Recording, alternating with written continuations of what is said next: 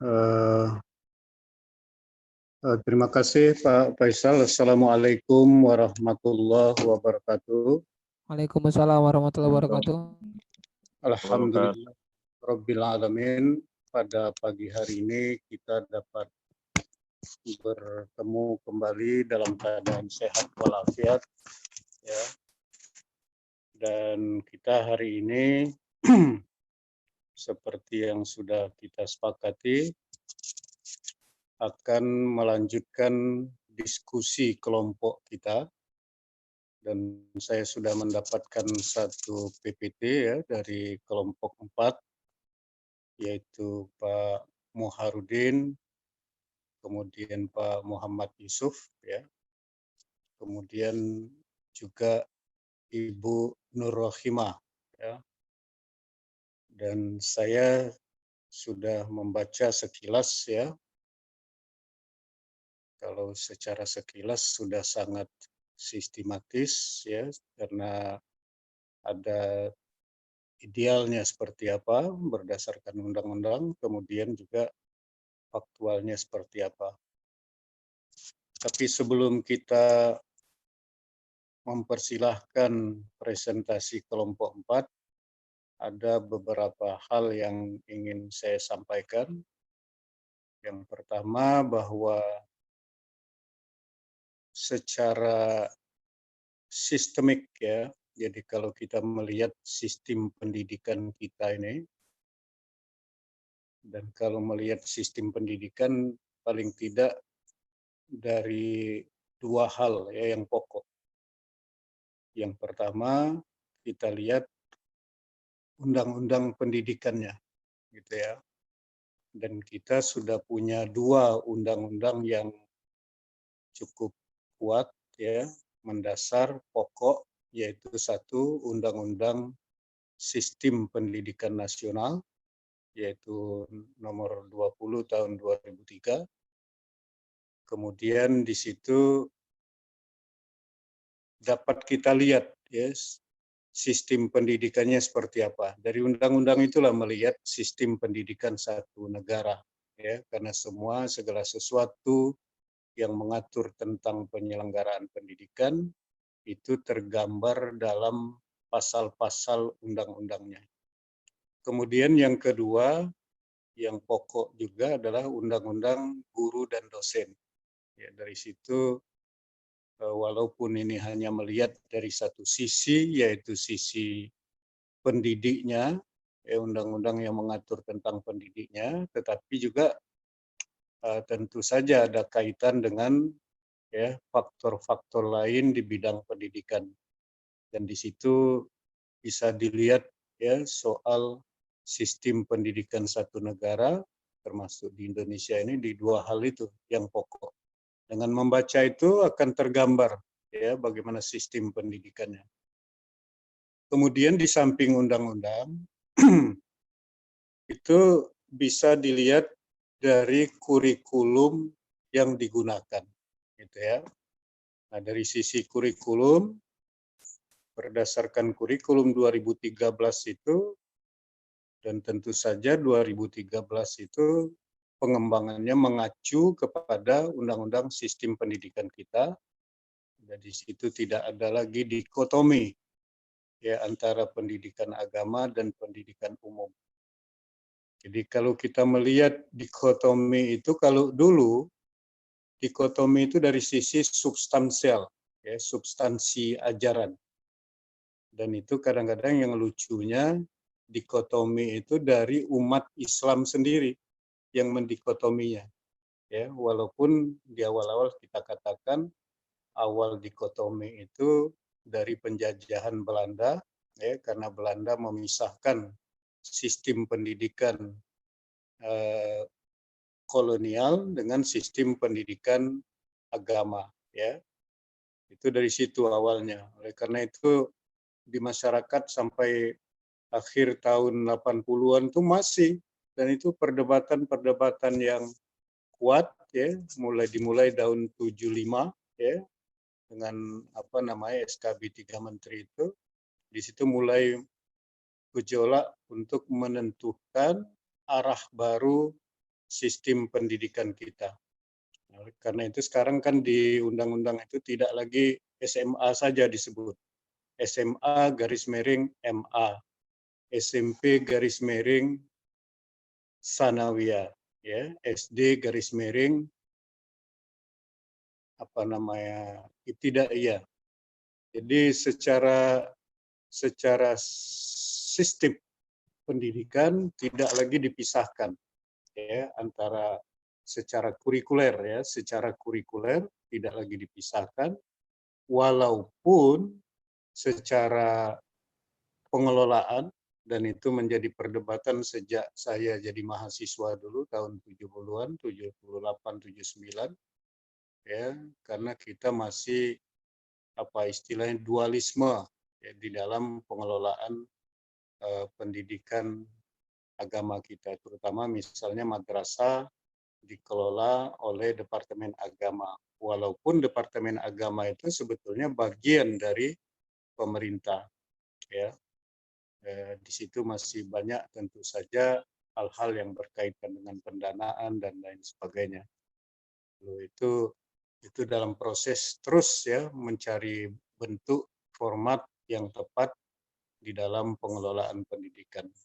Tetapi paling tidak dari sisi kurikuler, ya, pendidikan agama itu sudah masuk ke dalam sistem pendidikan nasional, ya, sejak SKB 3 Menteri tahun 1975 itu. Walaupun baru dalam bentuk SKB, baru dituangkan di Undang-Undang Pendidikan tahun 2003. Nah, itu realnya di situ, ya. Tetapi kan undang-undang itu adalah respon dari gejolak, dari tuntutan, dari kebutuhan masyarakat sebelumnya. Jadi tidak ujuk-ujuk lahir Undang-Undang 2003, tetapi itu melalui perjuangan panjang, baru lahir sesuatu yang mengkristal sesuai dengan tuntutan dan harapan masyarakat kita. Nah, cuman di dalam kurikulum ini masih ada, ya, satu dua orang guru, kemudian para pengelola pendidikan yang justru dia sendiri yang mendikotominya, ya, dari kalimat sehari-hari, oh itu kan guru agama, kami ini guru umum, kan gitu ya.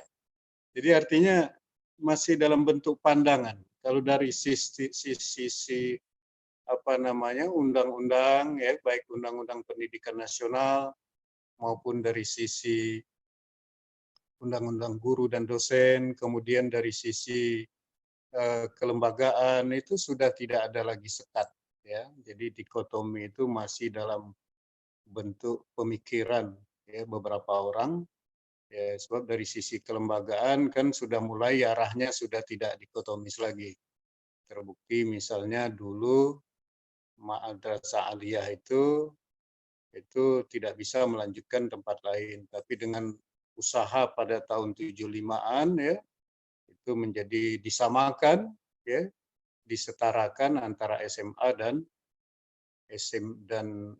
aliyah, gitu ya. Kemudian UIN Raden Fatah, ya, yang dulu hanya mengelola pendidikan agama, ya, sekarang sudah membuka universitas yang di dalamnya terkandung semua unsur kehidupan, ya, baik itu yang sifatnya ilmu alam, biologi, ya, dan lain sebagainya di samping pendidikan agama. Jadi artinya secara sistem, ya, pendidikan di Indonesia itu arahnya sudah tidak lagi dikotomis. Walaupun tadi saya katakan ada beberapa pandangan dari masyarakat kita, terutama masyarakat awam, ya, yang memandang pendidikan agama umum lalu umum, ya. Nah, ini pandangan tinggal. Yang menjadi masalah itu pandangan beberapa orang. Dan kita berusaha terus untuk menghilangkan itu, terutama yang menghilangkan itu dari benak para pendidik. Ya, dari benak para pendidik itu tidak ada lagi memandang dikotomi, pemisahan antara agama dan umum. Ya. Di Indonesia itu sudah cukup sudah cukup menyatu antara dunia dan akhirat, agama dan umum, ya. berbeda dengan di negara-negara yang lain, misalnya di Amerika, bahkan karena demokrasinya, ya, itu sepertinya mereka itu, tetapi saya tidak berani mengatakan sekuler ya, karena mereka itu sesungguhnya tidak sekuler ya, karena agama itu berdasarkan demokrasi ini berkali-kali saya sampaikan, mereka tidak berani mengajarkan agama di sekolah-sekolah yang kemarin saya sebut itu public school. Ya, jadi boleh dibaca itu beberapa kurikulum dari luar. Ya, jadi public school yang tidak boleh itu adalah sekolah pemerintah.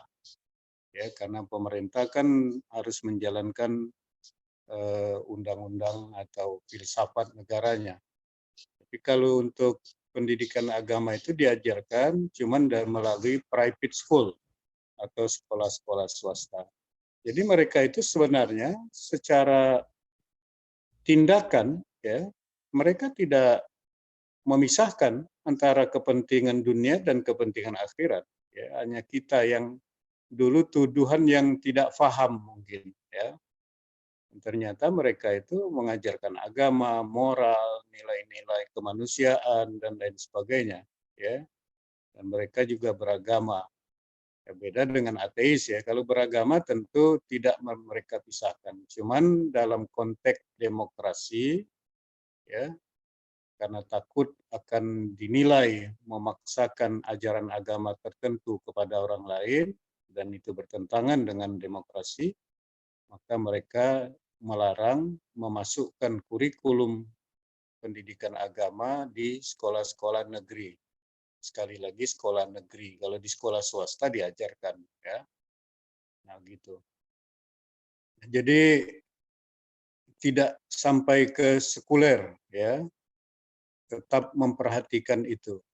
Nah, di Indonesia sudah tidak sekuler, kemudian memasukkan dengan Pancasilanya, memasukkan pendidikan agama itu ke dalam kurikulum sekolah, dan sekarang sudah masuk ke dalam undang-undang sistem pendidikannya. Ya. Nah, oleh karena itu, saya pikir arahnya sudah tetap tidak dikotomis lagi secara sistemik, ya, secara sistemik. Tertinggal lagi dalam konteks implementasinya, ya, dalam fakta di lapangan, ya. Lalu tadi sudah saya sebutkan beberapa lembaga pendidikan Islam kita sudah mulai menyatukan ya antara pendidikan agama dan pendidikan umum, ya. Tapi kalau mengajarkannya memang ketika mengajarkan kurikulum pendidikan agama dengan kurikulum fisika misalnya tentu harus dibedakan ya. Walaupun kemarin kita menyebut beberapa istilah yaitu disatukan, diselipkan, apapun lah istilahnya ya. Dan itu tentu saja suatu usaha yang harus terus dilakukan oleh para guru-guru kita. Kemudian soal pada minggu yang lalu sebelumnya kita berlibur ya kemarin, itu sudah dikaji tentang ya kalau hari ini Pak Muharudin bersama teman-teman itu mengkaji tentang fokusnya peserta didik yang ideal dan faktanya seperti apa. Kalau yang minggu sebelumnya itu mengkaji tentang tenaga kependidikan ya. Ya, peserta didik yang ideal. Walaupun saya agak keberatan ya dikatakan peserta didik yang ideal. Karena peserta didik itu tidak ada yang ideal ya. Setiap orang punya hak dan kewajiban ya untuk dididik ya. Jadi yang ideal itu yang penting bisa dididik. Artinya sehat jasmani rohani ya. Karena tidak ada yang ideal tuh harus begini, harus kaya, harus punya otak seperti ini, itu tidak ada. Semua orang berhak menerima pendidikan. Jadi yang ideal itu tidak ada. Yang ideal itu orang yang belum terdidik. Asal belum terdidik, ya ideal untuk dididik, ya. Jadi untuk dididik, diajar. Jadi barangkali peserta didik yang ideal itu yang dimaksudkan oleh pemakala ini adalah peserta didik bagaimana memperlakukannya sesuai undang-undang, ya. Lalu mereka mencoba menemukan beberapa fakta di lapangan yang bertentangan dengan harapan yang tertuang di dalam undang-undang itu. Ya, ini mudah-mudahan bisa kita eksekusi, ya. Kita pertajam apa yang disampaikan oleh kelompok 4 ini. Yang paling penting itu adalah masukan-masukan dari yang lain. Jangan menonton, jangan menjadi pelengkap penderita saja, ya. Jangan nonton, dengar gitu, ya. Bahwa kita mendapatkan ilmu dari pemakala hari ini, ya. Tetapi apa yang harus kita sumbangkan kepada mereka, itu yang saya harapkan itu, ya. Nah, kita sengaja di dalam pendekatan kuliah saya tidak mentransfer, ya, peristiwa-peristiwa yang terjadi masa lalu, ya, seperti apa. Kalau itu kan terbuka lebar itu di internet, di apa, baca saja. Kamu kuliah itu kan artinya mencari dan menemukan, ya. Kalau saya mempresentasikan saudara-saudara pada waktu itu Belanda begini-begini, itu dikasih makan namanya, transfer, ya. Saya tidak senang dengan yang seperti itu.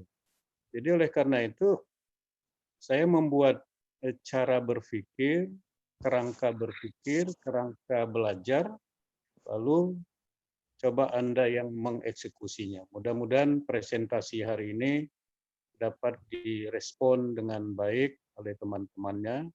Terima kasih kepada Pak Muharidin, Bu Nur Rohima, dan Pak Muhammad Yusuf, ya, sudah siap. Saya serahkan sekarang kepada moderator. Siapa yang memoderatornya, saya tetap akan memonitor, ya, jalannya diskusi, dan kita akan terus begini cara belajarnya, cara kuliahnya. Ya, saya tidak akan menceritakan hasil baca saya, lalu Anda ngangam nunggu, itu tidak inovatif sama sekali. Ya. Anda dengar sambil nyatat, saya bicara, enggak. Anda harus aktif sebagai seorang calon, seorang seorang pengamat pendidikan, seorang pakar pendidikan, seorang pelaksana pendidikan di lapangan. Jadi akan lahir jiwa inovatif di dalamnya karena diajar untuk melihat idealnya seperti apa, faktanya seperti apa. Lalu apa yang ingin saya lakukan? Nah, ini yang ingin saya tumbuhkan di dalam benak bapak-bapak, ibu-ibu, ya sedikit-sedikit tentu saja, ya sedikit-sedikit. Ya tidak mungkin langsung jadi pakar gitu kan, tapi harus dimulai. Barangkali itu saja Pak Faisal, silahkan dilanjutkan. Assalamualaikum warahmatullahi wabarakatuh. Assalamualaikum warahmatullahi wabarakatuh.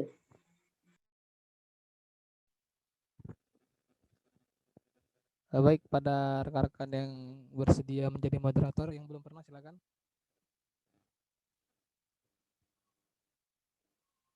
Iya, gantian. Gantian.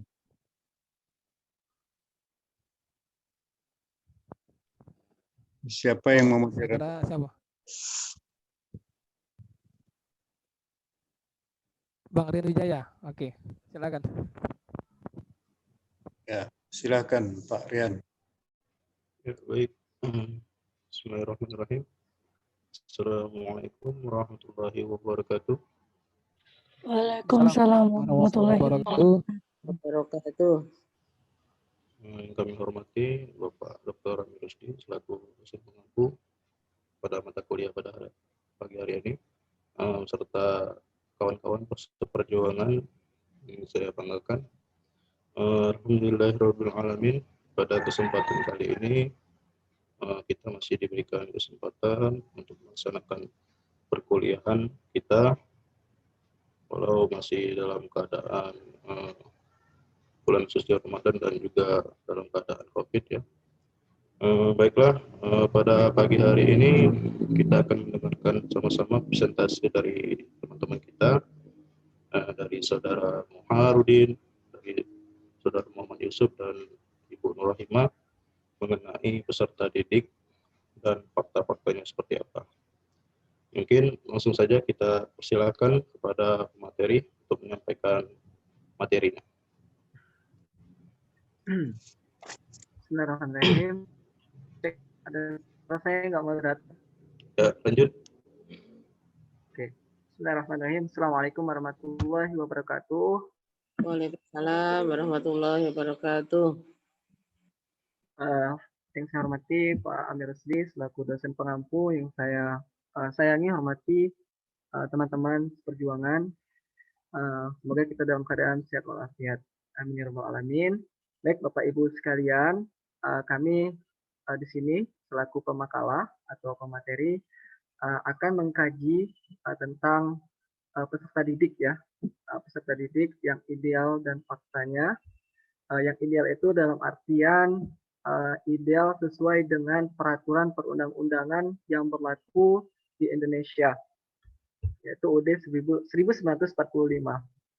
dan peraturan menteri ya, 3 menteri.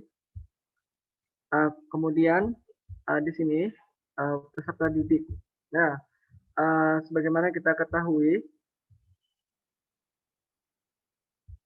peserta didik menurut Undang-Undang Nomor 20 Tahun 2003 yaitu masyarakat yang berusaha untuk mengembangkan potensi diri melalui proses pembelajaran yang tersedia pada jalur, kemudian jenjang, dan jenis pendidikan tertentu. Nah, anggota masyarakat di sini artinya dia yang tinggal di Indonesia, kemudian memiliki kartu tanda pendidik dan diakui secara negara.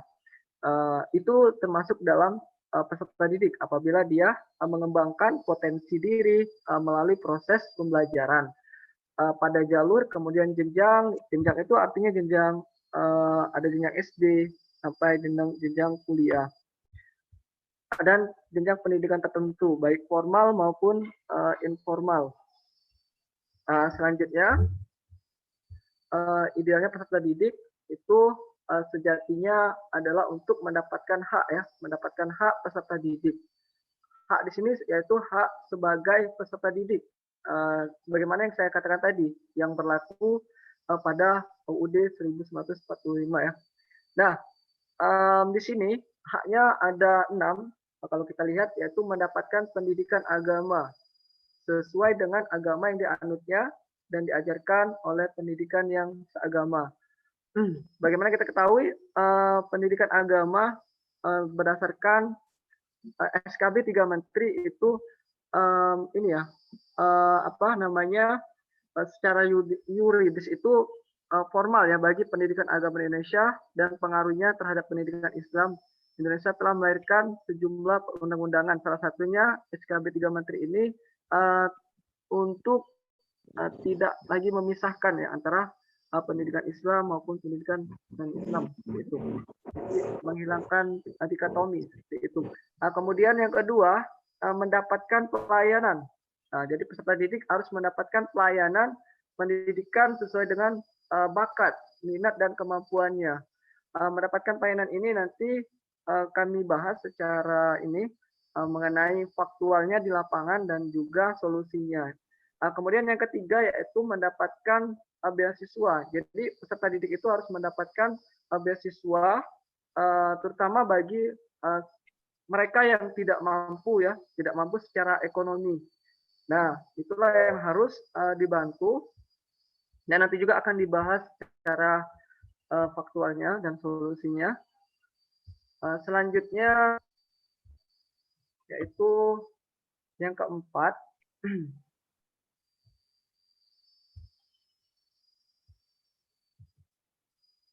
oke, yang keempat di sini adalah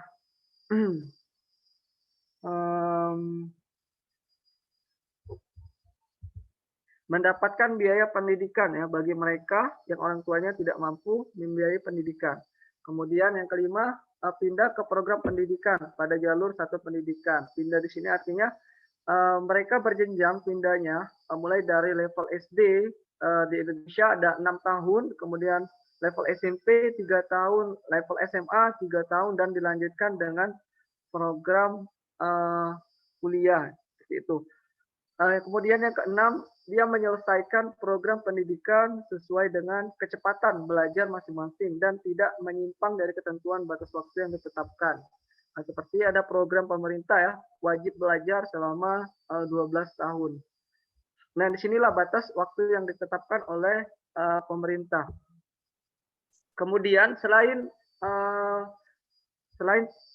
hak dan kewajiban peserta didik juga, selain hak mendapatkan peserta didik juga idealnya mendapatkan ya, harus menjalankan kewajiban ya sebagai peserta didik sesuai dengan pasal 12 ayat 1 Undang-Undang Nomor 20 Tahun 2003, yaitu menjaga norma-norma pendidikan untuk menjamin keberlangsungan proses dan keberhasilan pendidikan. Nah, menjaga norma-norma di sini banyak sekali norma ya. Salah satunya norma agama dan sebagainya. Kemudian yang kedua, ikut menanggung biaya penyelenggaraan pendidik, kecuali bagi peserta didik yang dibebaskan dari kewajiban. Artinya di sini ikut menanggung biaya penyelenggaraan pendidikan. Artinya peserta didik juga membayar uang untuk biaya pendidikannya. Dan di sini kami juga akan membahasnya di faktual ya, dan solusinya nanti dibahas oleh teman kami. Mungkin itu saja Bapak Ibu dari saya mengenai idealnya peserta didik, ada hak dan juga ada kewajiban sesuai dengan UUD nomor 20 tahun 2003. Selanjutnya akan dilanjutkan oleh Saudara Yusuf. Silakan Pak Yusuf. Ya, terima kasih kepada Bang Harudin. Izin moderator untuk melanjutkan presentasi materi kami pada pagi hari ini. Melihat sistem ataupun peraturan perundang-undangan yang telah ditetapkan, sebenarnya kita lihat sudah sangat tertata dan rapi. Tapi pada proses pelaksanaannya, seringkali kita temukan fakta-fakta yang kita tidak bisa menyalahkan siapapun di sini, karena saya tidak bisa menyalahkan siapapun, entah itu salah dari mana atau dari siapa seperti itu. Tetapi pada intinya, sistem ataupun peraturan perundang-undangan sudah ditata sangat rapi. Tetapi proses pelaksanaannya, fakta di lapangannya seperti apa, sering kita temukan kejanggalan-kejanggalan. Nah, di sini yang kami temukan adalah, yang pertama adalah pelayanan pendidikan, sarana prasarana, secara fisik misalnya. Pada faktanya seharusnya peserta didik itu mendapatkan fasilitas yang memadai untuk menunjang kebutuhan mereka, kebutuhan belajar mereka, sehingga bisa memotivasi mereka dan juga membuat mereka betah ketika berada di ruang lingkup pembelajaran ataupun sekolah seperti itu. Kenyataannya, fasilitas yang didapatkan peserta didik itu kadang tidak sesuai, sehingga mereka itu kurang termotivasi untuk belajar. Misalnya, contoh kecil seperti ini. Ketika berada di ruangan kelas,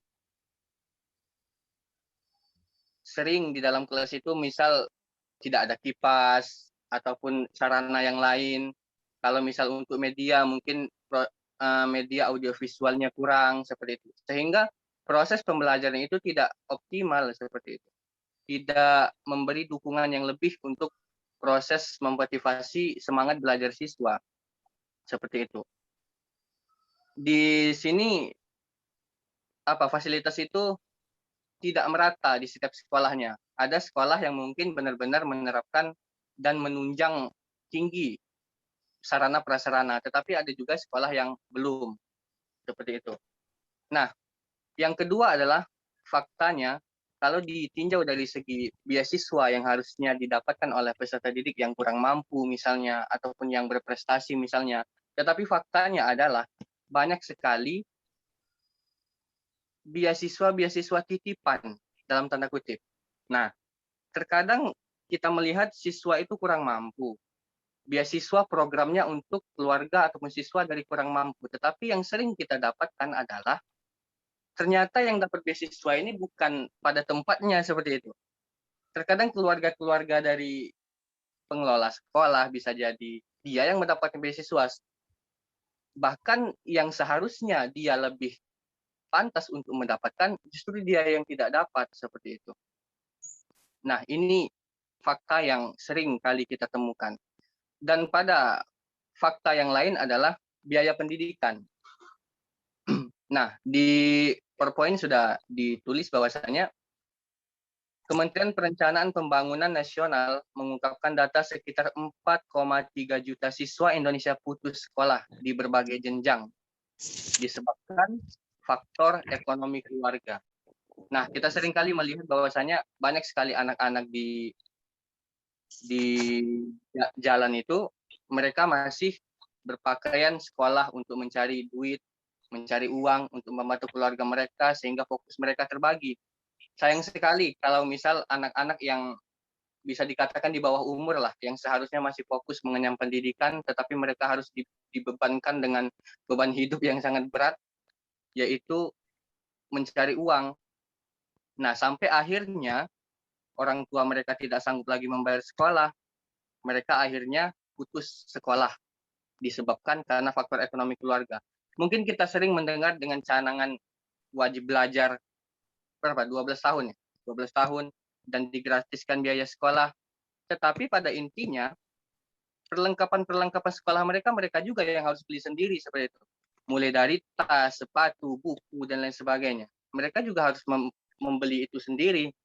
Nah, sehingga itu yang menyebabkan mereka putus sekolah karena tidak mempunyai biaya lagi untuk membeli perlengkapan semua itu. Nah, itu faktanya yang seringkali mungkin kita sering temukan di lapangan. Untuk solusinya adalah, nah silakan dilanjutkan oleh Bu Nur Rohimah. Silakan Bu. Terima kasih. Kami ingin melanjutkan daripada presentasi dari teman-teman, yaitu tentang solusi yang kita temukan, yang yaitu bahwasanya dari hal-hal yang tidak ideal atau yang faktual saat ini tentunya harus ada solusi yang ditemukan untuk menuju keidealan tersebut. Solusi dari pelayanan pendidikan untuk sarana fisik, solusinya yaitu harus meningkatkan anggaran pendidikan seperti yang tertulis di dalam pasal 31 Undang-Undang 45 bahwasanya negara memprioritaskan sekurang-kurangnya 20% dari anggaran pendapatannya untuk biaya pendidikan. Kemudian di dalam di dalam pengalokasian anggaran diperlukan pengawasan penggunaan dana tersebut. Jangan sampai ada yang menyimpang bahwasanya itu untuk biaya operasional sekolah disimpangkan dengan kebutuhan yang lain. Kemudian mengadakan program kerjasama dengan orang tua siswa. Kerjasama itu bisa disolusikan dalam bentuk bagaimana meningkatkan kemajuan lembaga pendidikan, baik itu yang tentunya adalah untuk kemajuan peserta didik. Jadi bukan menginstruksikan, tetapi mengajak kerjasama, karena tanggung jawab pendidikan itu adalah utamanya sebenarnya adalah orang tua. Tapi karena orang tua tidak bisa mendidik sendiri, maka diwakilkan kepada lembaga pendidikan. Karena itu harus diterangkan, harus diwujudkan bagaimana bentuk kerjasama yang akhirnya sama-sama punya tanggung jawab untuk kemajuan pendidikan. Kemudian menggunakan dana BOS dengan sebaik-baiknya, terutama untuk fasilitas sekolah, karena itu adalah bantuan operasional sekolah. Dan bukan semuanya untuk menggaji guru, karena ketika khususnya pada sekolahan swasta, ketika mereka sekolahan swasta mendaftarkan izin operasional kepada lembaga pendidikan, tentunya disertai dengan surat pernyataan sanggup atau bisa memfasilitasi lembaga pendidikan yang didirikan. Karena itu bantuan atau BOS itu sifatnya hanya bantuan, bukan fokus utama dalam penggunaan fasilitas pendidikan. Jadi itu tadi meningkatkan fasilitas sebagai penggunaan dana BOS yang utama. Mungkin itu solusi. Next kan. Ya. Kemudian solusi selanjutnya adalah program beasiswa, di mana tadi faktualnya banyak terjadi penyimpangan, maka menekankan program beasiswa bagi siswa yang kurang mampu secara ekonomi. Kalau kenyataannya tadi banyak siswa yang ekonominya mapan tetapi dapat beasiswa yang titipan dan sebagainya, maka pendataan siswa yang kurang mampu itu harus dikembalikan ke sekolah, jangan kepada desa.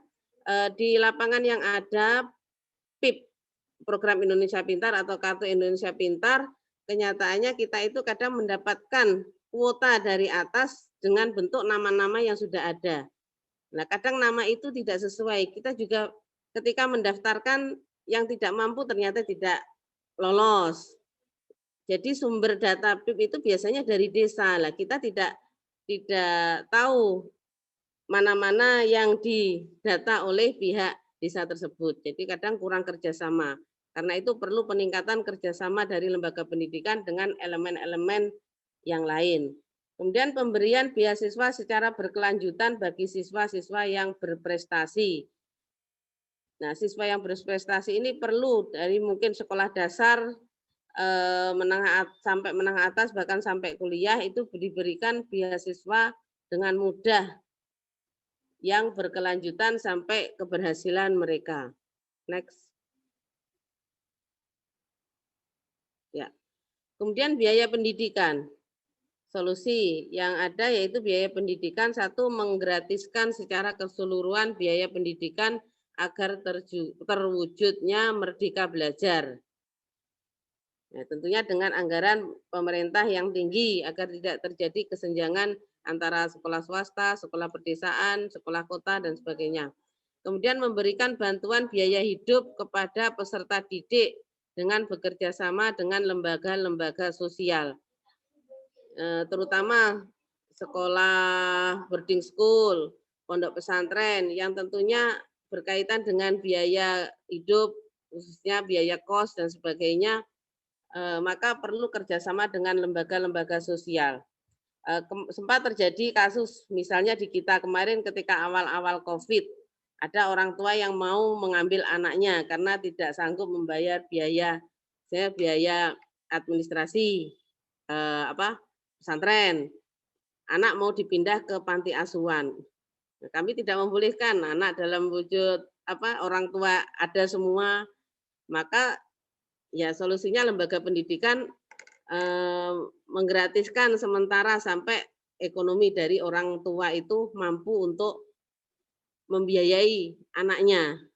Masa anak yang sehat, orang tua yang kuat, anak dipindah ke panti asuhan gara-gara tidak mampu dalam hal ekonomi. Karena itu sekolah-sekolah swasta khususnya lembaga pendidikan pesantren harus banyak menjalin kerjasama dengan lembaga sosial untuk meningkatkan keidealan dari peserta didik.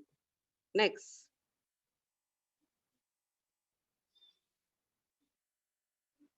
Ya, terima kasih. Mungkin itu waktu kami kembalikan kepada moderator. Terima kasih. Baik, tadi sudah sama-sama kita dengarkan penyampaian materi dari pemateri kita pada hari ini. Untuk selanjutnya saya beri kesempatan kepada semua audiens ataupun teman-teman lain untuk menanggapi daripada apa yang telah disampaikan oleh pemateri kita pada hari ini. Kami persilakan untuk yang pertama tiga pertanyaan dulu mungkin. Ya, silakan.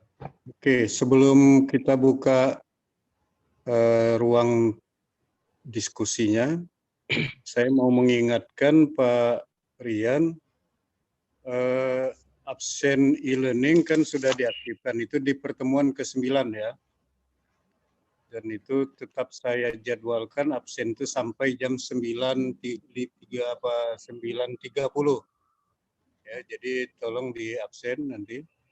Biar walaupun kita kan sebenarnya cukup dengan yang ada di Zoom meeting ini ya kan ada absen, ada apa ya. Cuman untuk melengkapi harapan dari pihak rektorat untuk menggunakan e-learning itu. Ya, kita kan sudah ada absen segala macam itu yang nanti akan dikumpulkan. Silahkan kalau gitu lanjutkan Pak Rian. Ya. Oke, bagi para audiens, teman-teman yang ingin menanggapi ataupun bertanya pada pemateri kita pada hari ini atas apa yang telah disampaikannya tadi, kami persilakan. Bagi teman-teman yang ingin menanggapi, kami beri kesempatan seluas-luasnya untuk bertanya ataupun menanggapi apa yang telah disampaikan oleh materi kita ada ini mengenai peserta didik, fakta-faktanya di lapangan. Oke, silakan kalau ada yang ingin tanya atau menanggapi.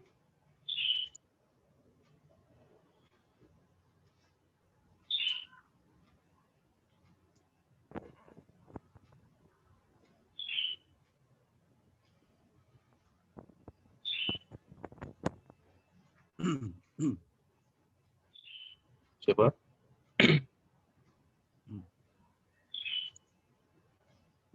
Mungkin ya. Cek, izin. Ya, oke, Pak Irham dulu ya. Oke, Pak Irham, kami silakan. Ya, baik. Terima kasih secara moderator. Ya, materi pada hari ini sangat menarik, di mana para pemateri semuanya ini pakar ya intinya, para pendidik semua ini. Saya yakin semua pertanyaan pasti bisa dijawab. Ada hal yang ingin saya tanyakan terkait masalah NISN. NISN itu adalah nomor induk siswa nasional itu. Yang mana ini sebenarnya menurut saya ini arah baru ya. Dulu belum ada NISN secara nasional, baru ada NIS saja, nomor induk siswa. Nah, dengan adanya NISN ini artinya siswa tersebut dia sudah terdaftar secara nasional. Dimanapun dibuka data itu maka akan terlihat situ riwayat pendidik, peserta didik itu sendiri. Nah, cuma yang jadi permasalahan sekarang ini adalah dengan adanya sudah adanya NISN ini, tapi masih bermasalah dalam hal penerimaan siswa baru, di mana ada aturan yang mengatur di situ tentang jalur zonasi. Ini kendala yang dihadapi oleh para peserta didik yang tamatan dari SMP untuk melanjutkan ke SMA yang mereka inginkan. Ini terkendala di sini. Ketika zonasi ini sudah cukup, maka dia tidak bisa masuk untuk ke sekolah yang dia ingin tuju. Bahkan ada beberapa calon peserta didik yang ingin, saya contohkan, yang dari Morenin ingin melanjutkan ke SMA 1 Palembang atau SMA Negeri 10 Palembang, sampai mereka harus merubah kartu identitas orang tuanya, atau mereka masuk ke kartu kepala keluarga yang sudah domisili di Palembang. Seperti itu. Nah, jadi maksud saya bisa dipahami oleh para pemekala, ini adalah antara arah barunya dengan faktanya ya, sebenarnya sudah benar sistem zonasi ini gitu kan, tetapi faktanya ini belum dikatakan merata kepada hak-hak dan kewajiban para siswa yang ingin melanjutkan ke sekolah lanjutan. Demikian yang ingin saya utarakan pada kesempatan ini. Demikian moderator. Baik, terima kasih kepada Pak Ilham atas tanggapan pertanyaannya. Baik, saya ulangi ya, apa yang disampaikan oleh Pak Ilham tadi mengenai MISN. Jika sudah ada MISN ini, maka siswa ini sebenarnya sudah terdaftar ya.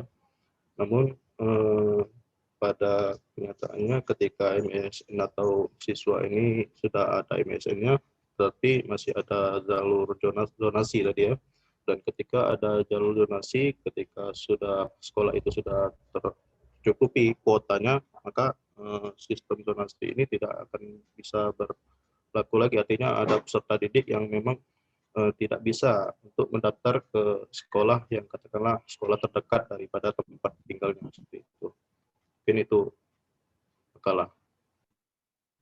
Oke, untuk selanjutnya bagi teman-teman yang lain, Cek. ada yang ingin lagi bertanya atau menanggapi? Izin moderator. Izin moderator. Oke, untuk Pak Faisal dulu ya. Ya, Pak Faisal silakan. Baik, terima kasih pada moderator. Beberapa hal yang saya sampaikan terkait yang sudah dipaparkan oleh pemakala tadi, pemateri. Pertama, di dalam slide solusi itu untuk sarana fisik solusinya meningkatkan anggaran pendidikan seperti tertulis dalam pasal 31 Undang-Undang 1945 ayat 4, negara memprioritaskan sekurang-kurangnya 20% dari anggaran pendapatan dan belanja negara. Saya kira sudah terrealisasi untuk pelaksanaan tersebut, bagaimana pemerintah mengalokasikan 20% dari APBN yang sejumlah 549 triliun ya pada tahun 2020. Jadi setiap tahunnya 20%. Lalu kemudian yang kedua terkait untuk menggunakan dana BOS dengan sebaik-baiknya untuk fasilitas, bukan untuk menggaji guru. Ini kira-kira dana BOS ini apakah bisa diperuntukkan untuk memberikan bantuan terhadap siswa itu? Ini saya tanyakan, itu yang pertanyaannya. Kemudian terakhir saya ingin memberikan solusi juga terkait tentang solusi program beasiswa. Ada dua. Yang pertama menekankan program yang ditulis oleh pemateri di slide. Yang pertama ada menekankan program beasiswa bagi siswa yang kurang mampu secara ekonomi. Kemudian yang kedua pemberian beasiswa secara berkelanjutan bagi siswa-siswi yang berprestasi.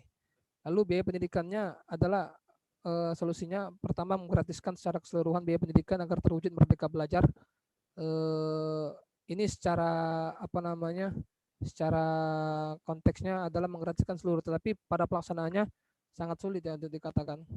Lalu yang kedua ada memberikan bantuan biaya hidup kepada peserta didik dengan bekerja sama lembaga-lembaga sosial. Saya ingin menambahkan kalau dalam perusahaan itu ada namanya CSR, Corporate Social Responsibility, atau tanggung jawab perusahaan terhadap baik dari sekitar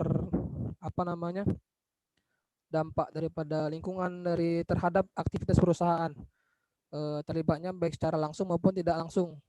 Kemudian dari dalam bentuk kadang ada yang diberikan sebagai bentuk dana bantuan untuk desa, ada bentuk sebagai sosial, ada bentuk sebagai karyawan ditetapkan perekrutan dari tempat dekat perusahaan tersebut ataupun yang masih domisili perusahaan tersebut. Dan terakhir ada namanya biaya pendidikan bantuan beasiswa untuk masyarakat sekitar perusahaan tersebut. Jadi boleh ditambahkan untuk kita semuanya sebagai informasi. Lalu juga itu yang pertama, pertanyaan saya tadi adalah kira-kira dana BOS ini peruntukannya apakah boleh untuk siswa? Kalau memang diperuntukkan untuk siswa, maka tentu kalau dikatakan untuk menggaji menggunakan dana BOS dengan sebaik-baiknya untuk fasilitas, bukan untuk menggaji guru, tentu tidak akan dari mana guru digaji kalau tidak ada dari dana BOS, seperti itu kan. Jadi saya kira lebih diinikan lagi untuk pemateri bahwa dana BOS itu peruntukannya untuk apa? Apakah bisa untuk siswa ataukah memang hanya untuk fasilitas, atau memang ini untuk pertanyaan. Dan informasi terakhir juga di tempat saya tinggal itu rata-rata sekolah, saya mencontohkan ada semacam pemukiman. Ini memang ternyata real bahwa setiap mereka memiliki uang itu bekerja sama bahu-membahu memberikan dana untuk sekolah. Jadi misalkan ada gajian, misalkan panen atau memberikan berapa persen dari itu dan sepakat untuk lingkungan itu memberikan bantuan untuk sekolah itu, baik dari untuk prasarana maupun untuk menggaji guru. Jadi itu arah baru yang seperti yang saya tuangkan ke dalam pertanyaan jawaban TS kemarin. Barangkali itu dapat saya tanggapi. Kembali pada moderator. Baik, terima kasih Pak Faisal. Jadi Pak Faisal tadi ini pertanyaannya mengenai dana BOS ya, apakah bisa diperuntukkan kepada siswa juga, apakah hanya untuk menggaji guru serta melengkapi fasilitas, atau bisa diperuntukkan kepada siswa yang membantu daripada siswa yang katakanlah kurang mampu. Oke, mungkin satu lagi ya bagi kawan-kawan Izin yang moderator. tapi pertanyaan ya, Bu Rizky, kami silakan. Baik, terima kasih moderator. Baiklah, yang ingin saya tanyakan kepada pemateri pada hari ini, sangat menarik ya jika kita lihat yang dikaji itu tentang peserta didik. Nah, jadi kalau kita lihat dari pertemuan-pertemuan kemarin, henti-hentinya yang dibicarakan itu selalu menyinggung mengenai biaya-biaya dan biaya. Anggaran-anggaran dan anggaran. Itu yang selalu kita bicarakan. Artinya, jika kita mau lihat bagaimana arah baru yang ingin pendidikan kita capai itu tidak jauh dan tidak jauh bahwasannya masih bersinggungan dengan anggaran yang lebih mencolok sekarang kan. Namun yang saya ingin tanyakan di sini, di mana telah dipaparkan oleh pemakalah tadi mengenai peserta didik yang ideal. Salah satunya ada mendapatkan pendidikan agama sesuai dengan agama yang dianutnya dan diajarkan oleh pendidik yang seagama. Nah, jika kita lihat dalam dunia pendidikan sekarang, ada sekolah di mana kalau di Indonesia ini kan agamanya beragam. Nah, agamanya beragam. Jika kita ingin melihat apakah salah satu hak peserta didik ini masih dikotomi atau tidak, kita melihat kalau pendidikan agama Islam itu kan sekolahnya kayak MAN, itu jarang sekali. Ibaratnya mungkin agama lain tidak akan tertarik masuk ke sekolah itu, seperti itu kan, dan tidak akan bisa. Namun jika kita lihat, kalau kayak sekolah Saperius yang mayoritasnya agama bukan Islam, tetapi agama Islam masih bisa masuk ke dalam sekolah tersebut. Karena memang mereka ibaratnya kualitas pendidikan umumnya sedikit lebih tinggi ketimbang kita yang memiliki sistem pendidikan agama Islam. Itu mengapa masih ada juga kita yang beragama Islam masuk ke dalam sekolah Saperius. Kayak gitu kan. Nah, jadi yang ingin saya tanyakan kepada pemateri, bagaimana sih anggapan pemateri mengenai hal tersebut? Kemudian kalaupun di sekolah umum ada pelajaran pendidikan agama Islam, tapi tidak ada pelajaran pendidikan agama Kristen dan lain-lain. Seperti itu. Jadi mungkin kalau dikatakan hak peserta didik mengenai hal tersebut, ya masih sangat ibaratnya sangat jauh dari harapan lah seperti itu kan. Kemudian mengenai menyelesaikan program pendidikan sesuai dengan kecepatan belajar masing-masing dan tidak menyimpang dari ketentasan batas atau waktu yang ditetapkan. Seperti yang kita lihat, jika itu menjadi salah satu hak dari peserta didik, dulu sempat ada yang namanya program percepatan kelulusan. Ibaratnya kalau anak-anak yang emang jenius itu SMP atau SMA-nya bisa 2 tahun. Namun sekarang sudah tidak diberlakukan lagi. Kemudian untuk kuliah pun seperti itu. Yang dulu bisa lulus dengan 3,5 tahun, bahkan 3,5 tahun atau 3 tahun dengan program-program dari pemerintah, tapi itu sekarang sudah tidak diberlakukan lagi. Nah, menurut pemakal bagaimana efek-efek dari hal tersebut seperti itu? Itu saja. Kembali ke moderator.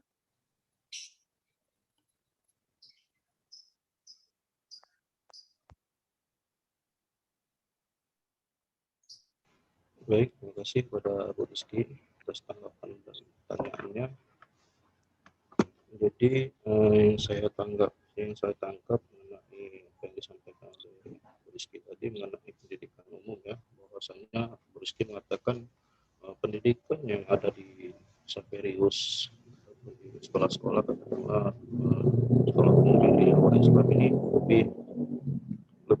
tinggi kualitasnya, sehingga kemungkinan ada orang-orang Muslim juga yang akan bersekolah di sana. Itu bagaimana tanggapannya kan? Terus yang kedua tadi ada poin yang kedua mengenai program percepatan, di mana pada saat ini program percepatan ini tidak diberlakukan lagi, di mana biasanya kalau kuliah itu bisa dilaksanakan selama 3,5 tahun ya, jadi harus 4 tahun kalau sekarang kan. Dan terus ya mungkin itu yang dari Bu Rizky tadi. Oke. Kami langsung ke materi, mungkin langsung ada yang ingin ditanggapi mengenai dari 3 pertanyaan yang telah disampaikan oleh teman-teman kita tadi. Kami persilakan pada pemateri. Izin moderator. Oke, Duluan silakan. ya Pak Muhar, Bu Nurrohimah. Ya, silakan Pak Yusuf. Ya. Pertanyaan dari Pak Irham mengenai tentang jalur zonasi ini, kenapa seringkali tidak efektif, karena banyak siswa yang tidak bisa masuk ke sekolahan yang diinginkannya seperti itu karena terhalang jalur zonasi. Yang pertama, kalau misal pertanyaan kenapa sering NISN ini sering istilahnya itu membatasi ataupun tidak terbaca, itu balik-balik lagi ke sistem. Karena pada beberapa hari yang lalu saya juga mengurusi pendaftaran ulang seperti itu, yang pengumumannya tanggal 6 tetapi pas tanggal 6 tidak bisa dibuka. Nah, seringkali terjadi gangguan-gangguan sistem seperti itu. Itu di luar kendali kita sebagai tenaga pendidik di sekolahan, kan dari sistemnya seperti itu. Nah, kalau misal untuk jalur zonasi, nah ketika pembekalan penerimaan PPDB ini, jalur zonasi itu memang dibatasi beberapa ratus meter kalau nggak salah, 1 sampai 2 kilo lah paling jauh seperti itu. Itu untuk jalur zonasi. Jadi ketika yang di luar batas itu memang tidak bisa ikut jalur zonasi, bisa mendaftarkan, mungkin kemungkinan kecil akan diterima seperti itu. Karena mereka mempunyai kriteria khusus untuk menerima siswa yang mendaftar jalur zonasi. Tetapi kalau memang siswa tersebut ingin bersekolah di sekolahan yang dia inginkan tetapi tidak bisa jalur zonasi, dia masih bisa mengikuti jalur yang tes yang disediakan oleh sekolahnya, sekolah yang diinginkannya seperti itu. Nah, mungkin itu. Kalau untuk pertanyaan Faisal menyinggung sedikit, apakah dari PowerPoint yang disampaikan bahwasanya mana tadi?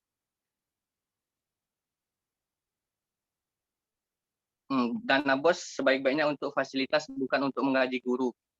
Nah, bolehkah dana BOS digunakan untuk guru? Nah, pada dasarnya boleh. Kemendikbud juga pernah ngomong kalau misal biaya ataupun dana BOS tersebut bisa untuk dikasihkan ke guru dan juga siswa untuk membeli kuota internet misalnya, seperti keadaan saat ini. Nah, yang dijelaskan oleh Bu Nurrohimah dan juga dalam pemaparan kami tadi adalah sebaik-baiknya untuk fasilitas, bukan untuk menggaji guru. Itu artinya adalah dana BOS itu sebenarnya bukan untuk pokok menjadi guru. Nah, tetapi yang dijelaskan Ibu Nurrohimah tadi yang kami bahas adalah bagaimana sekolah tersebut mampu untuk memfasilitasi guru, untuk menggaji guru. Karena pada saat pendaftaran sekolah itu juga mereka harus istilahnya itu mempunyai kesaksian bahwa mereka sanggup untuk mengelola sekolah tersebut, termasuk bagian untuk menggaji guru. Nah, boleh saja istilahnya itu memberikan dana BOS kepada guru ataupun siswa, tetapi tidak semuanya untuk guru.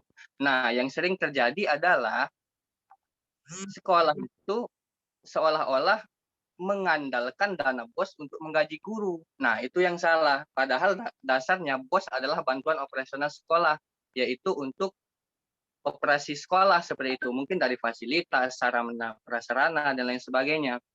Dan gaji guru itu dari mereka sendiri seperti itu. Itulah dibutuhkan kesaksian mereka bahwa mereka sanggup untuk mengelola sekolah yang ia pimpini seperti itu. Mungkin itu dari saya. Oke, terima kasih kepada Pak Yusuf. Mungkin ada tambahan dari pemateri yang lain. Ya, oke, Pak Muhar, silakan. Oke, terima kasih moderator. Saya ingin menambahkan ya mengenai pertanyaan Bang Irham tadi ya, menyinggung tentang NISN ya. NISN itu serangkaian nomor kode ya, pengenal identitas siswa Indonesia. Ini merupakan suatu kewajiban gitu ya, kewajiban bagi sekolah untuk mengeluarkan itu. Nah, memang bagaimana kita lihat di sekolah-sekolah saat ini sudah terbagi ya untuk misalnya per kecamatan gitu ya, per kecamatan apa namanya itu zona ya, zona per kecamatan dibagi misalnya masuk ke SD ini gitu ya, misalnya kecamatan ini masuk ke SD ini. Nah, menurut saya hal itu ini ya baik juga untuk dilakukan karena dengan siswa yang tadinya mungkin alamatnya sangat jauh dari sekolah yang dia tuju inginnya, itu bisa dekat gitu ya, dekat dengan sekolah ketika pemerintah sudah membagi zona, dan manfaat lainnya juga itu bisa bermanfaat untuk sekolah-sekolah swasta gitu ya, sekolah-sekolah swasta agar sekolah swasta itu bisa juga menyaring siswa-siswa ya, siswa yang tadinya ingin masuk negeri karena full sekolah negeri, dan siswa tadi bisa masuk ke swasta. Nah, inilah yang dinamakan dengan ini ya, apa namanya, kebijakan yang menguntungkan untuk sekolah-sekolah swasta. Kalau contohnya, kalau sekolah negeri banyak mengambil siswa gitu ya, mengambil siswa dari sekitaran kecamatan itu, nah katakan di sini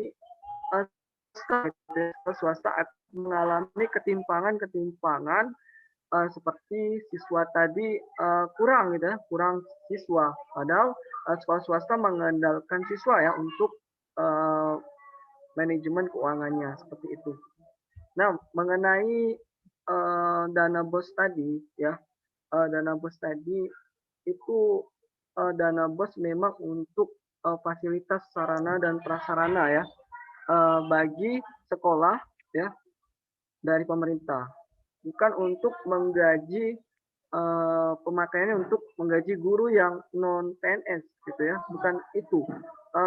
Itu sudah dicantumkan dalam peraturan ini ya, peraturan Permendikbud ya nomor 6 tahun 2001 yang baru ya, ada juga yang baru tentang itu. Kemudian nomor 8 tahun 2020 membahas tentang teknisnya, di mana pemerintah menganggarkan dana BOS itu untuk fasilitas, bukan untuk gaji guru. Kalau untuk solusinya untuk gaji guru, mungkin sekolah-sekolah bisa bekerja sama gitu ya dengan lembaga-lembaga sosial yang saya katakan tadi. Misalnya sekolah Islam ya, lembaga sosial zakat, Basarnas seperti itu, Badan Amil Zakat Nasional. Nah, itu bisa bekerja sama untuk mensejahterakan guru-guru yang ada di Indonesia seperti itu. Misalnya saja ketika misalnya lembaga zakat itu memberikan bantuan kepada guru, maka guru itu akan terjadi dampak kesejahteraan ya untuk pendapatannya. Itu menurut saya, Pak Moderator. Oke, terima kasih kepada Pak Muharudin. Mungkin Bu Nurhimah mau nambahkan? Cukup atau cukup? Ya, oke. Mungkin bagi teman-teman yang lain, para kawan-kawan audiens yang lain, mungkin ada yang ingin menanggapi jawaban dari yang sudah disampaikan oleh kedua pemateri kita tadi, ataupun ingin menambahkan ya pada audiens, kami silakan.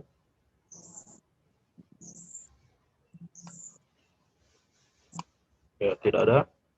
Oke, mungkin pada Pak Irham mungkin ada tanggapan mengenai apa yang telah disampaikan oleh pemateri tadi. atas pertanyaan Pak Irham tadi. Ya, kalau memang Sebenarnya sudah cukup ya apa yang diterangkan oleh seluruh pemakalah tadi. Terima kasih. oke. Ada masih yang menjal itu kan masalah siswa kita yang dari ini ya, masih dari desa lah, maksudnya mereka kesulitan untuk mendaftar di Palembang gitu kan, ya karena terkendala zonasi tadi, itu maksudnya yang jadi kendala itu kan. Ya, akhirnya mereka harus merubah atau memasukkan kakak mereka ke kakak yang ada domisili di situ, seperti itu saja sebenarnya. Kalau dari penjelasan itu sudah sangat jelas dari saudara Yusuf maupun dari saudara Maharudin tadi. Itu saja. Ya, oke, terima kasih. Nah, mungkin untuk pertanyaan yang selanjutnya mungkin langsung ditanggapi oleh pemateri. Kami persilakan. Ada 2 pertanyaan lagi tadi ya. Dari Pak Faisal sama Bu Rizky. Ya, pada Bu Rohimah kami silakan. Ya, terima kasih. Di sini saya akan mencoba menjawab dari pertanyaan Mbak Rizky tadi tentang pendidikan agama bagi pendidikan agama bagi siswa khususnya yang beragama selain Islam. Memang idealnya seharusnya semua siswa yang beragama itu mendapatkan pengajaran sesuai dengan agamanya masing-masing. Tapi mungkin karena kendala SDM maka belum baik dari lembaga itu atau mungkin ketersediaan SDM maka mungkin belum bisa terrealisasikan.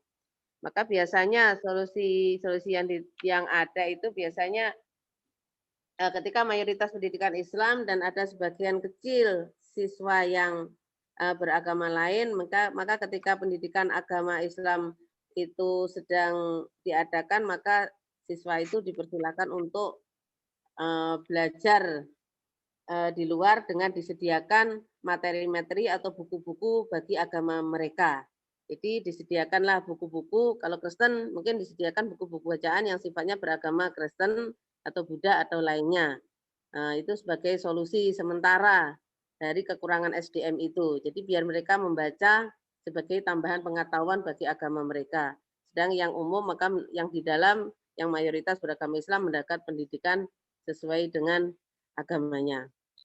Kemudian tentang pendidikan yang langsung tadi, misalnya siswa zaman dulu dari kelas 3 langsung loncat ke kelas 6. Nah, itu sekarang memang ditiadakan. Kalau secara psikologi tentunya itu ada tinjauan yang tidak ideal. Karena ibaratnya pemikiran anak walaupun dia cerdas tetapi secara psikologi dia telah melampaui dari tingkat ideal umurnya. Begitu. Mungkin takutnya nanti ketika dia langsung naik ke kelas 6 maka dia akan terforsir belum sesuai dengan kapasitas psikologi perkembangannya. Maka mungkin itu mungkin salah satu pertimbangan dari ditiadakannya pendidikan yang untuk anak-anak yang punya kecerdasan lebih. Karena mungkin ketika itu dia cerdas tadi dari psikologi yang lain dia masih menghendaki untuk bermain dan sebagainya. Maka kenapa tidak dipaksakan pada tingkat yang lebih lanjut, tetap disesuaikan dengan tingkat psikologi perkembangannya. Terima kasih. Mungkin itu sedikit kita jawab tadi. Waktu kami kembalikan. Ya, baik, terima kasih kepada Bu Nurrohimah atas jawabannya. Mungkin ada tambahan dari pemateri dua pemateri.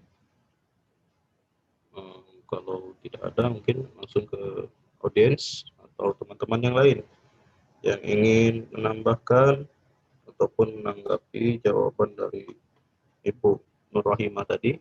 Kami silakan bagi teman-teman yang ingin menanggapi ataupun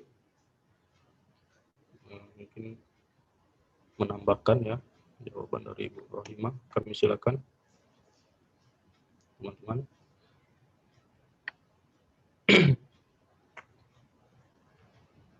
Ya, tidak ada ya. Izin moderator. Ya, oke. Pada Pak Muhar, silakan.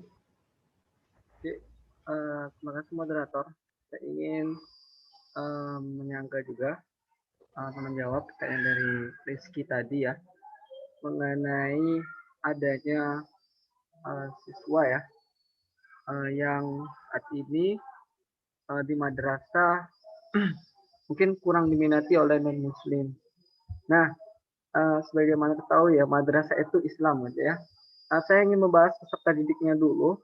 Di sini menurut peraturan ini ya peraturan menteri ya Menteri Agama nomor 90 gitu ya tahun 2013 telah diperbarui dengan PMA nomor 60 tahun 2015 bab 4 ya pasal 30 di mana dicantumkan tentang standar kualifikasi umum calon guru madrasah khususnya pada poin A yaitu beriman dan bertakwa kepada Tuhan Yang Maha Esa.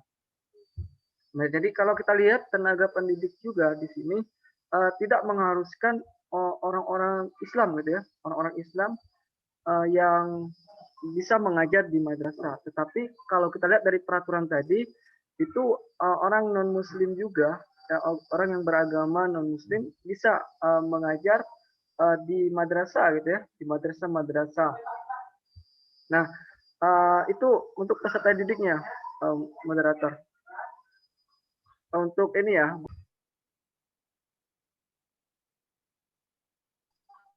Cukup moderator.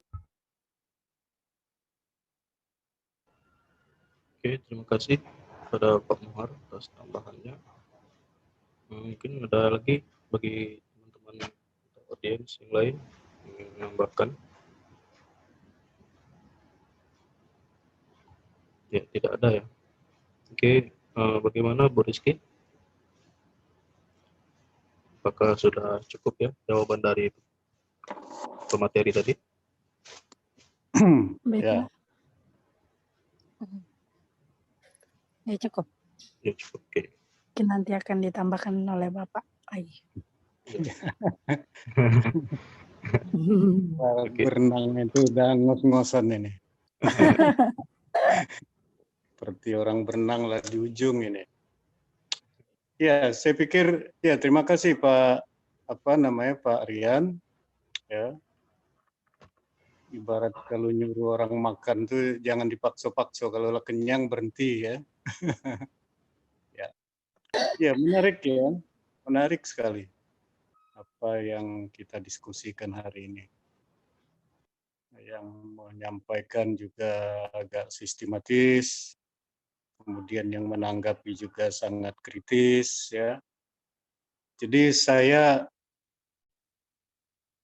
pagi hari ini melihat masa depan para pendidik kita gitu ya. Jadi saya melihat masa depan para pendidik kita.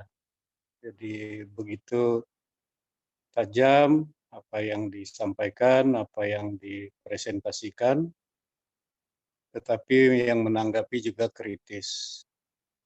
Kenapa saya melihat masa depan? Karena kita mengharapkan pendidik atau pengelola pendidikan masa depan itu kan lebih sensitif ya melihat persoalan.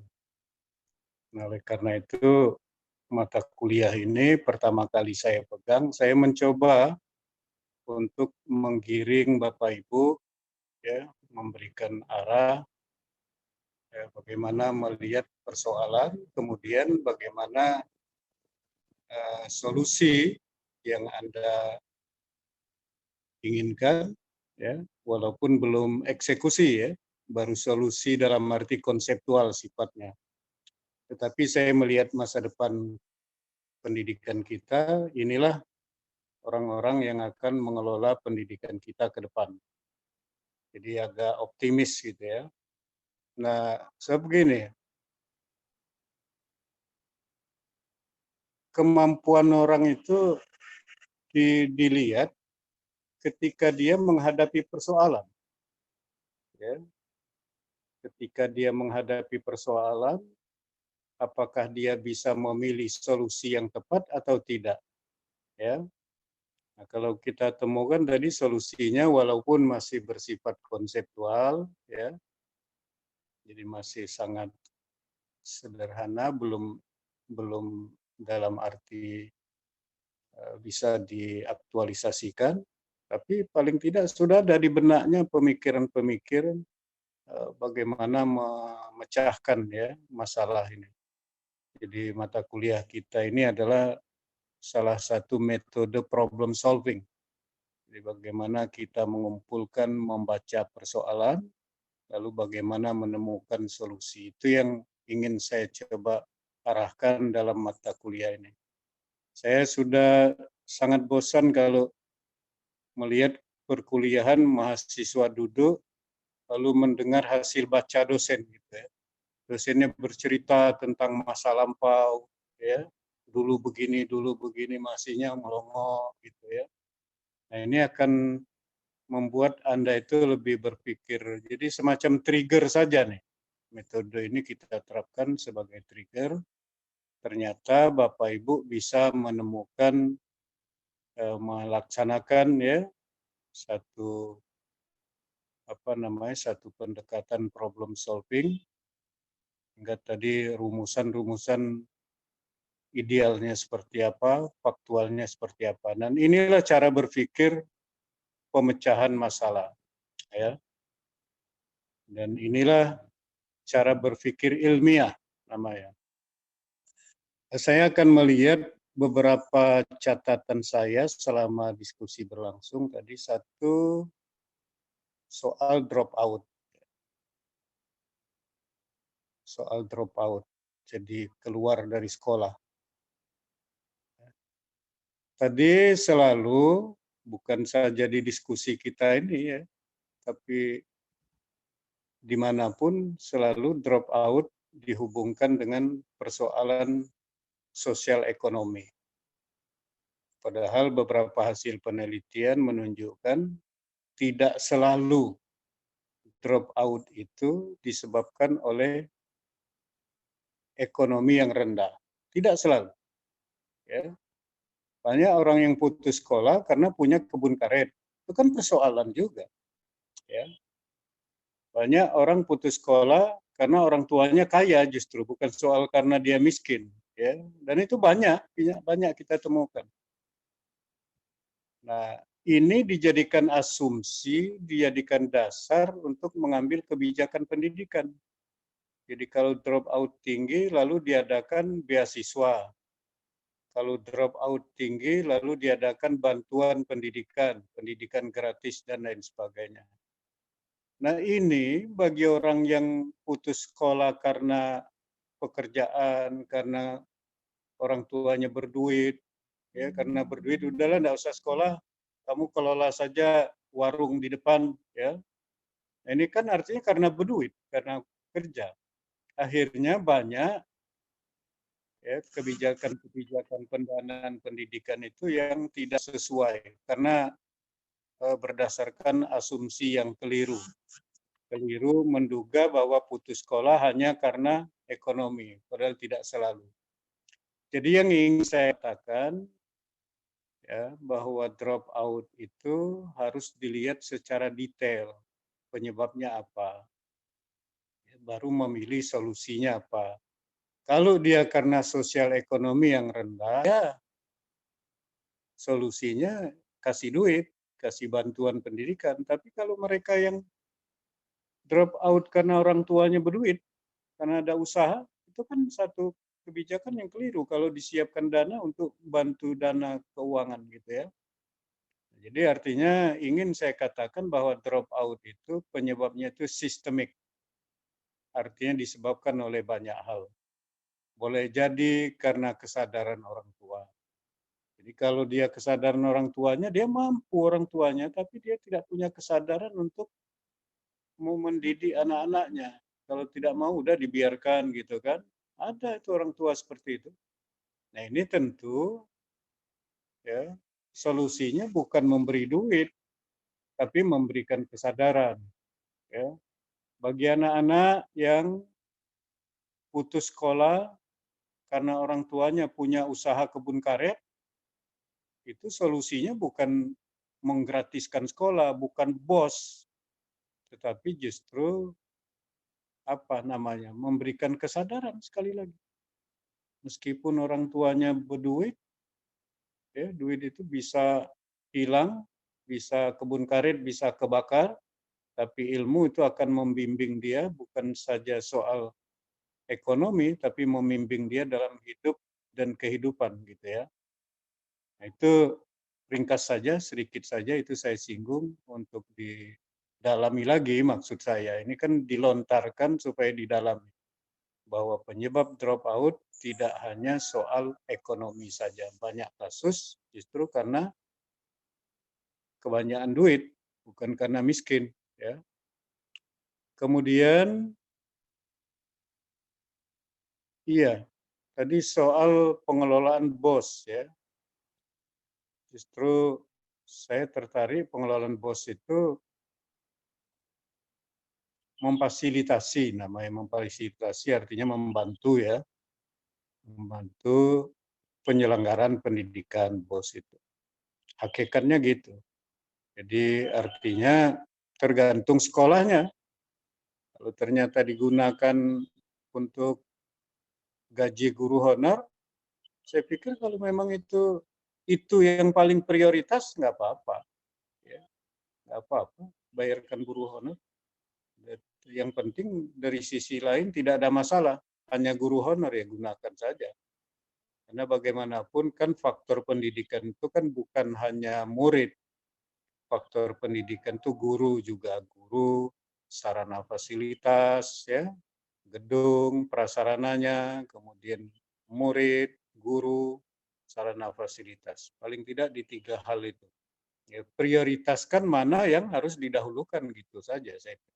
Jadi ini persoalan manajemen beasiswa itu seperti itu. Manajemen beasiswa atau bantuan pendidikan yang berupa uang ya. Kemudian soal zonasi tadi disinggung ya.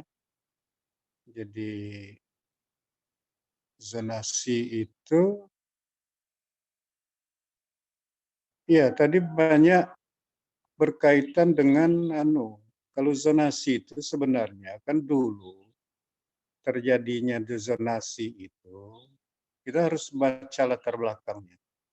Zonasi itu terjadi karena ada penumpukan di satu sekolah, sekolah-sekolah favorit, sementara di sekolah lain kosong. Ya, kan gitu awalnya itu. Ada sekolah di satu daerah, di situ numpuk, baik itu daerah itu artinya di kota numpuk, di dusun sepi. Ya. Kemudian juga di satu kota ada sekolah yang kepenuhan murid, ada yang kekurangan. Jadi artinya ini soal pemerataan ya raw input yang akan masuk. Nah, jadi pemerataan murid itu terjadi berkaitan dengan kualitas ya, kualitas lembaga. Ya. Kualitas lembaga. Jangan sampai ada sekolah yang numpuk-numpuk, ada sekolah nggak ada murid. Lalu dibuatlah aturan tentang zonasi. Tetapi sekarang persoalannya bukan sekedar menahan orang yang dari daerah lain untuk masuk ke daerah yang punya lembaga pendidikan berkualitas saja. Tetapi kan pemerintah itu terus membina bagaimana kualitas setiap lembaga pendidikan itu ditingkatkan. Sehingga orang tidak perlu ke SMA 1, karena di SMA Muara Enim pun sama kualitasnya. Jadi ini zonasi ini kan lahir artinya karena ketidakmerataan kualitas pendidikan. Jadi kita harus melihatnya itu gitu. Ketidakmerataan kualitas pendidikan. Kalau itu kualitas pendidikannya tidak merata, berarti solusinya bagaimana meningkatkan kualitas. Gurunya disamakan kemampuannya, sarana fasilitasnya disamakan. ya, kemudian juga gedung-gedungnya juga disamakan, semuanya sarana fasilitas. Jadi sehingga dengan kualitas yang sama dimanapun, orang tidak perlu lari ke zona yang lain untuk mendapatkan pendidikan yang berkualitas, karena di zonanya sendiri sudah ada. Jadi saya pikir gejala indikasi zonasi itu karena indikasi kualitas yang tidak merata, itu intinya. Ya, kalau tidak merata, bagaimana meratakannya? Ini titik persoalannya di situ, bagaimana meratakan kualitas pendidikan di setiap daerah sehingga orang tidak perlu lari mencari pendidikan yang menurut mereka lebih berkualitas. Ya, jadi kata kuncinya adalah quality. Ya, jadi keywordnya adalah kualitas pendidikan yang tidak merata. Itu zonasi itu di situ. Kemudian beberapa hal lagi ya, persoalan tadi dana BOS ya. Dana BOS tadi sudah disebut oleh beberapa presenter, oleh pemakalah, dana BOS yang tidak merata, tapi tadi ada solusi penguatan dana masyarakat, tadi kan disebut begitu. Dan ini dari diskusi kita sebelumnya sudah disampaikan ya, bagaimana persoalan pendanaan ini perlu menguatkan ya keterlibatan masyarakat, dana masyarakat. Ya, yang sudah terbentuk ini kan Basnas, Basda, Badan Amil Zakat Nasional, tinggal nyalurkan, barangnya lah masuk, gitu ya, udah bertahun-tahun. Cuman kan belum ada yang meneliti itu seberapa besar, berapa persen dana Basnas itu ke fisabilillah, termasuk lembaga pendidikan, berapa persen untuk kebutuhan dan lain sebagainya ya. Karena begini, kalau bicara soal fisabilillah, lembaga pendidikan maksudnya, karena ini bicara soal siswa yang tidak mampu. Jadi artinya masih terkait dengan asnaf kemiskinan, kan gitu. Jadi itu tadi ya disinggung penguatan dana masyarakat, termasuk di dalamnya Basnas dan Basda. Kemudian juga tadi soal hak pendidikan agama itu sudah tuntas, itu sudah selesai. Kemudian akselerasi pendidikan, ya. Jadi akselerasi ini sebenarnya harus berbasis intelektual, ya. Harus diingat itu. Akselerasi pendidikan harus berbasis intelektual. Saya menggunakan kata kunci saja, intelektual. Kalau intelektualnya sudah jauh lari ke depan, nah ini harus kita fasilitasi. Ya, kalau dia SD kelas 5, tapi otaknya, ilmunya, intelektualnya sama dengan kelas 1 SMP, bisa. Yang seperti itu diakselerasi ya. Bukan diakselerasi lewat kurikulum saja. Jadi kurikulumnya dicepatkan gitu kan, bukan itu. Ya, asal 2 tahun, asal seharusnya 6 tahun dibuat 4 tahun. Itu namanya mengakselerasi berbasis kurikulum. Padahal otaknya enggak sampai ke sana gitu kan.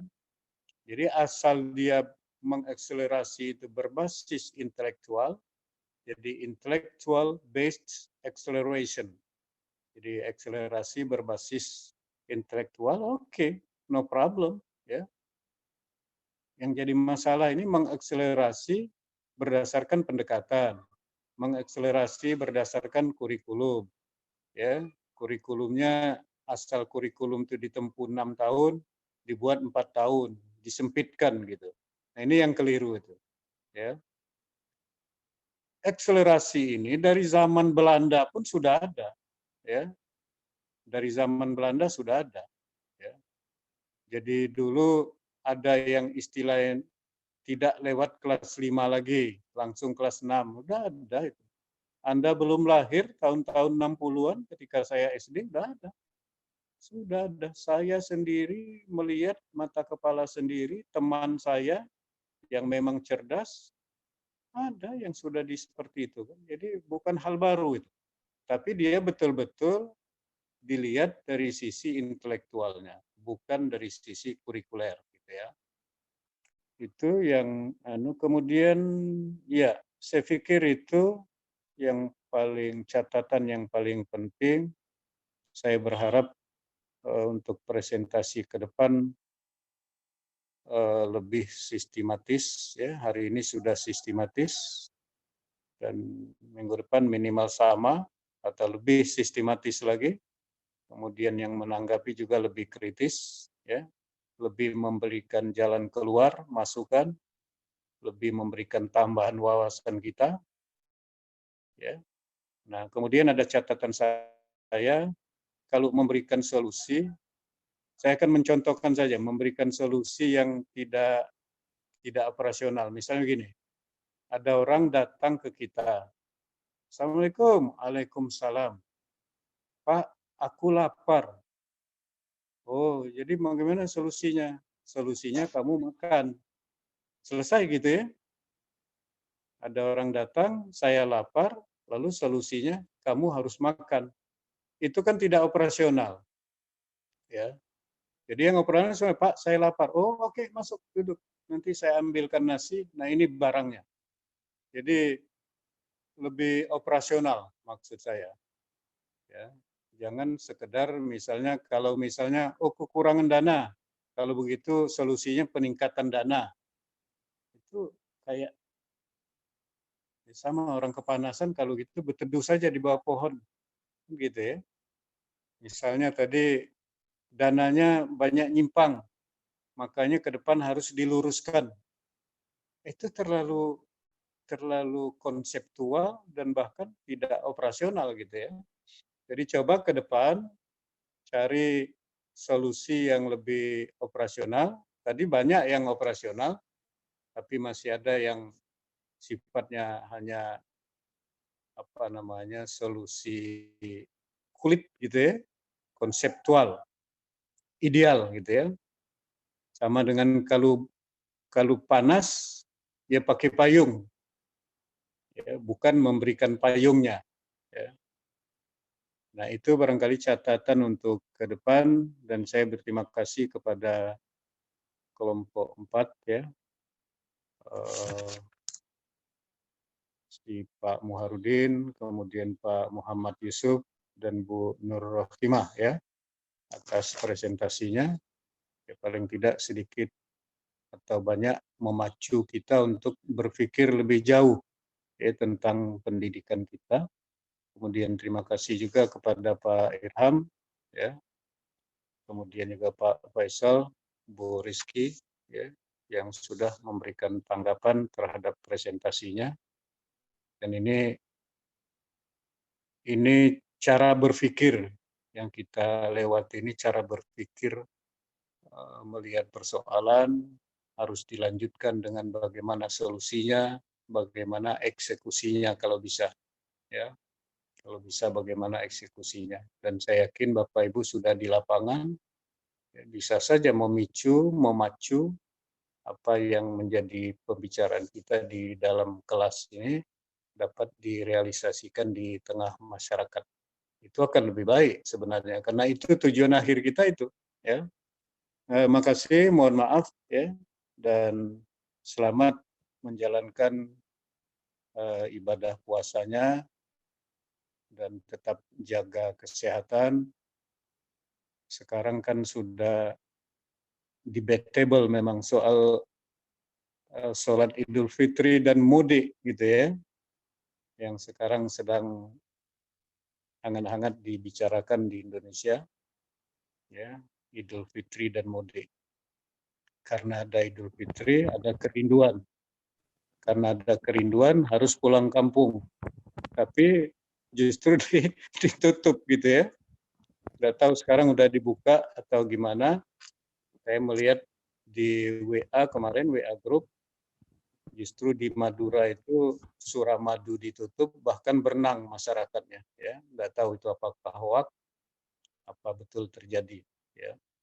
Makasih atas perhatiannya dan absen di e-learning diisi kalau saja dibutuhkan nanti. Dan materi kita tentu harus dikuatkan Pak Faisal SS-nya ya. Dan jangan lupa juga di copy karena kadang-kadang nggak bisa dibuka itu. Ya, saya banyak yang keberatan, Pak Mir ini SS-nya nggak bisa dibuka gitu ya. Termasuk punya Pak Faisal. Ternyata kalau dia banyak-banyak begitu sulit dibuka katanya, kata Pak Andi yang di Prodi itu. Ya, nggak tahu sekarang gimana itu. Jadi, lebih baik disimpan softnya, kemudian hardnya juga di copy. Terima kasih sekali lagi Pak Faisal yang sudah manage ya perkuliahan kita, mengirimkan link dan lain sebagainya. Mudah-mudahan ini akan menjadi amal bagi Pak Faisal. Ya. Assalamualaikum warahmatullahi wabarakatuh. Waalaikumsalam warahmatullahi warahmatullahi wabarakatuh. Terima kasih, Waalaikumsalam Pak. warahmatullahi wabarakatuh. Terima kasih, Pak. Yuk, Terima kasih, Pak. sama-sama.